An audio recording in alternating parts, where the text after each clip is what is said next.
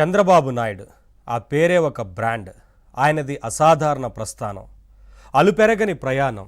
నారావారిపల్లె నుంచి 4 సార్లు ముఖ్యమంత్రి అయ్యేదాకా ఆయన సాధించిన విజయాలు అనితర సాధ్యం. అభివృద్ధిపైనే ఆయన ధ్యాస, రాజకీయం ఆయన శ్వాస. రాజకీయాల్లో విజనరీ అనగానే ప్రతి ఒక్కరికి టక్కున గుర్తొచ్చే పేరు చంద్రబాబు. పాలనలో టెక్నాలజీని వినియోగించడం, వినూత్న సంస్కరణలకు శ్రీకారం చుట్టడంలో ఆయన ఆద్యుడు. 75 ఏళ్ల చంద్రబాబు తన జీవితంలో దాదాపు 47 ఏళ్లుగా రాజకీయాల్లో కొనసాగుతున్నారు. సామాన్య రైతు కుటుంబంలో జన్మించిన ఆయన 28 ఏళ్లకే తొలిసారి ఎమ్మెల్యే అయ్యారు. 30 ఏళ్ల వయసులో మంత్రి అయ్యారు. ఉమ్మడి విభజిత ఆంధ్రప్రదేశ్లో 4 సార్లు ముఖ్యమంత్రిగా బాధ్యతలు చేపట్టారు. సుదీర్ఘ రాజకీయ జీవితంలో చంద్రబాబు పాలనలో తన ప్రత్యేకత చాటుకున్నారు. రైతు బజార్లు, జన్మభూమి, ఈ సేవ, ఇంజనీరింగ్ కాలేజీల పెంపు, సెంటర్ ఫర్ గుడ్ గవర్నెన్స్, ఇలా ఎన్నో గుర్తొస్తాయి.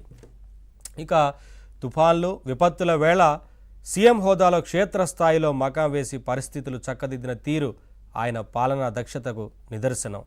పాలనలో తనదైన మార్కు వేసిన చంద్రబాబు నాయుడు రాజకీయ జీవితంలో ఎన్నో ఆటుపోట్లను ఎదుర్కొన్నారు.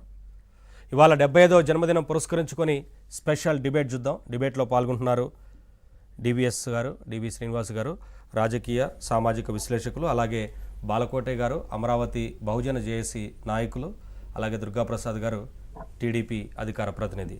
అందరికీ నమస్కారం.